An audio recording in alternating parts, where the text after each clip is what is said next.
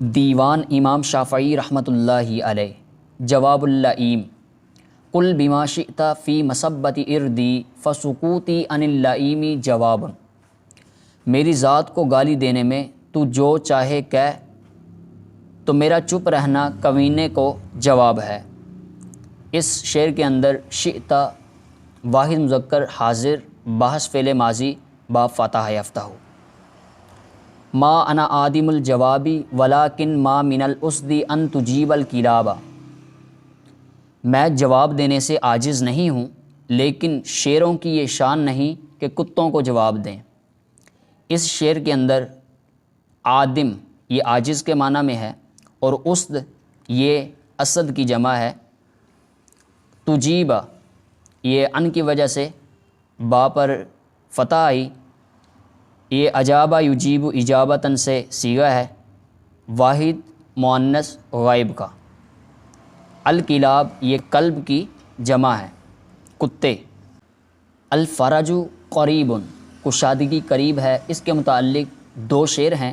صبراً جمیلاً ما اقرب الفرجا من راقب اللہ فی الامور نجا، اے مخاطب تو صبر جمیل اختیار کر، یہ کشادگی کے زیادہ قریب ہے، جس نے اللہ پر بھروسہ رکھا تمام امور میں وہ نجات پا گیا۔ اس شعر کے اندر راقبہ یہ یتوکلو کے معنی میں، جس نے اللہ پر توکل کیا، بھروسہ کیا۔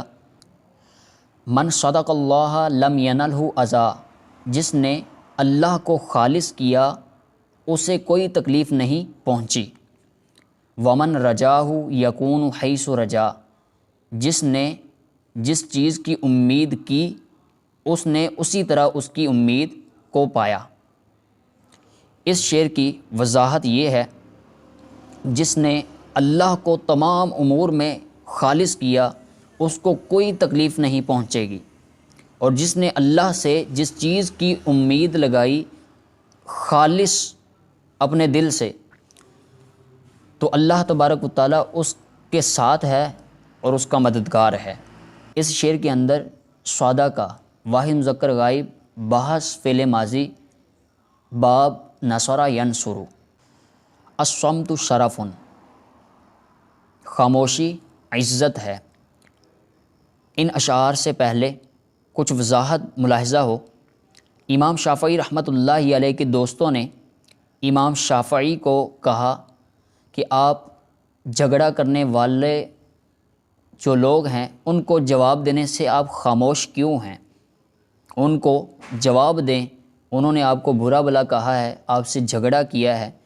تب امام شافعی رحمۃ اللہ علیہ نے یہ شعر لکھے، قالوا سکت وقد خوسمت قلت لهم ان الجواب لباب الشر مفتاح۔ امام شافعی رحمۃ اللہ علیہ کے دوستوں نے کہا آپ خاموش ہیں حالانکہ آپ سے جھگڑا کیا گیا ہے۔ امام شافعی رحمۃ اللہ علیہ فرماتے ہیں میں نے ان کے لیے کہا بے شک جواب یہ برائی کے دروازے کو کھولنے کے لیے چابی ہے۔ والصمت عن جاہل او احمق شرف وفیہ ایضا لصون العرض اصلاح، اور جاہل سے اور احمق سے خاموش رہنا یہ عزت ہے، اور اس کے اندر بھی عزت کی حفاظت کے لیے ایک مصلحت ہے، ایک حکمت ہے۔ اما تری الاسد تخشی وہی صامتۃ والکلب یخشی لعمری وہو نباہ، کیا تو نہیں دیکھتا کہ شیروں سے خوف کھایا جاتا ہے، ڈرا جاتا ہے، حالانکہ وہ خاموش ہوتے ہیں، اور کتے کو پتھر مارے جاتے ہیں حالانکہ وہ بھونکتا ہے۔ اس شعر کے اندر اسد اسد کی جمع ہے، تخشی یہ مجہول ہے، مضارع کا صیغہ ہے، باب سمیع یسمع۔ العلم نور، علم نور ہے۔ اس کے متعلق امام شافعی رحمۃ اللہ علیہ نے دو شعر کہے، شکوت الی وکیع سوء حفظی فارشدنی الی ترک المعاصی، میں نے وکیع رحمۃ اللہ علیہ کو شکایت کی اپنے حافظے کے کمزور ہونے کی، تو انہوں نے میری رہنمائی کی گناہوں کے چھوڑنے پر۔ امام شافعی رحمۃ اللہ علیہ نے اپنے استاد وقی رحمۃ اللہ علیہ سے اپنے حافظے کی کمزوری کی شکایت کی تو انہوں نے ارشاد فرمایا کہ گناہوں کو چھوڑ دو۔ اس شعر کے اندر ارشادانی دلانی کے معنی میں ہے، انہوں نے میری رہنمائی کی۔ المعاصی سے مراد الذنوب گناہ۔ وَأَخْبَرَنِي بِأَنَّ الْعِلْمَ نُورٌ وَنُورُ اللَّهِ لَا يُهْدَى لِعَاصِي، انہوں نے مجھے خبر دی کہ علم نور ہے اور اللہ کا نور گناہگار کو عطا نہیں کیا جاتا۔ اس شعر کے اندر اخبارہ صیغہ واحد مذکر غائب، بحث فعل ماضی، باب افعال۔ لا یہدا یہ لا یعطا کے معنی میں ہے۔ فضل العلم علم کی فضیلت۔ امام شافعی رحمۃ اللہ علیہ علم کی فضیلت کے بارے میں اس بندے کے لیے 3 شعر یہاں پہ بیان کرتے ہیں جو علم کی خدمت کرتا ہے۔ العلم من فضلہ لمن خدمہ ان یجعل الناس کلہم خدامہ، علم کی فضیلت میں سے یہ ہے کہ جو بندہ اس کی خدمت کرے تو علم تمام لوگوں کو اس کا خادم بنا دیتا ہے۔ فواجب صونہ علیہ کما یصون فی الناس ارضہ و دمہ، علم کی حفاظت علم کی خدمت کرنے والے پر ایسے ہی ضروری ہے جیسے لوگوں میں انسان اپنی عزت کی حفاظت کرتا ہے اور اپنی جان کی حفاظت کرتا ہے۔ فمن حول علم ثم اودعہ بجہلہ غیر اہلہ ظلمہ، تو جس بندے نے علم حاصل کیا پھر اس نے اپنی جہالت کی وجہ سے نااہل پر پیش کیا تو اس نے ظلم کیا۔ الصالحون نیک بندوں کے متعلق 3 شعر ہیں۔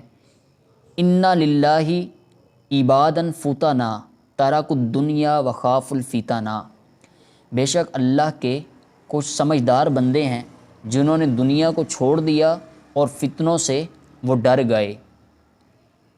نظروا فیہا فلما علموا انہا لیست لحی وطنا، انہوں نے اس دنیا میں غور و فکر کیا جب انہوں نے پہچان لیا کہ یہ ہمیشہ رہنے کے لیے وطن نہیں ہے، ہمیشہ زندہ رہنے کے لیے یہ دنیا وطن نہیں ہے۔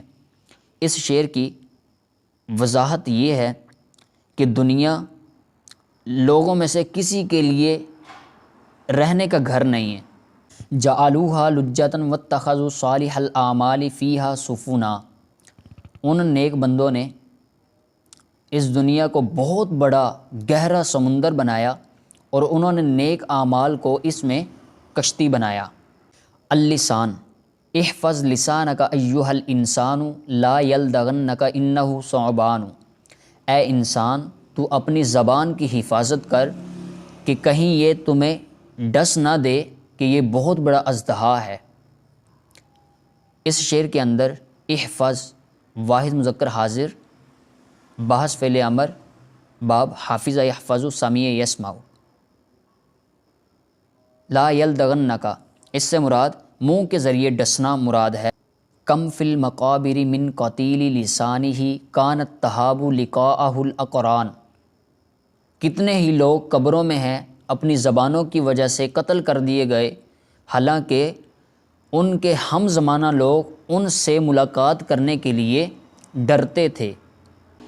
امام شافعی رحمۃ اللہ علیہ زبان کے متعلق یہ کہنا چاہ رہے ہیں، اے انسان تو اپنی زبان کی حفاظت کر، یہ سانپ کی طرح ہے، کہیں تجھے یہ ڈس نہ دے۔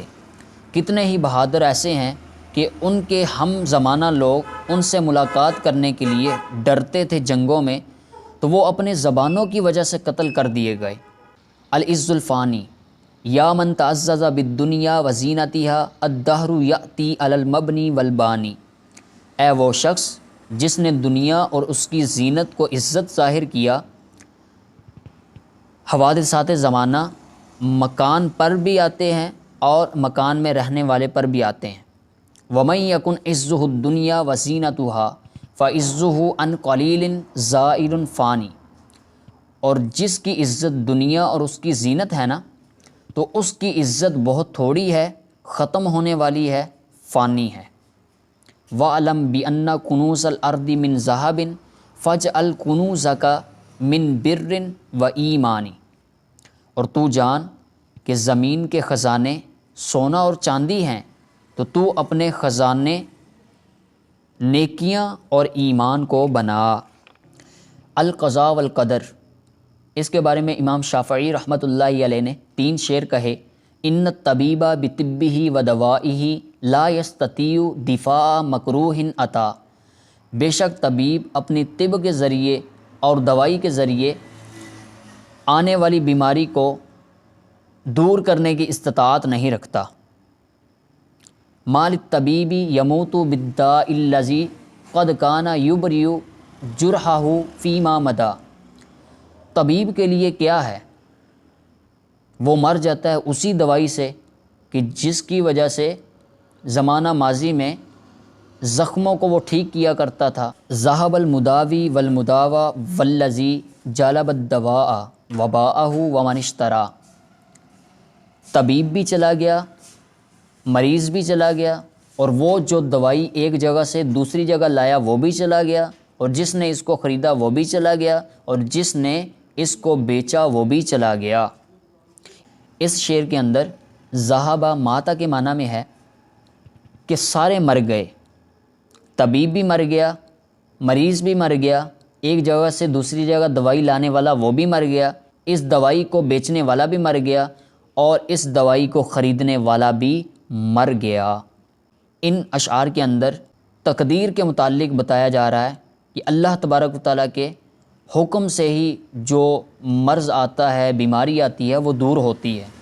اللہ تبارک و تعالیٰ جسے چاہتا ہے شفا عطا فرماتا ہے، جسے چاہتا ہے بیماری میں مبتلا فرما دیتا ہے۔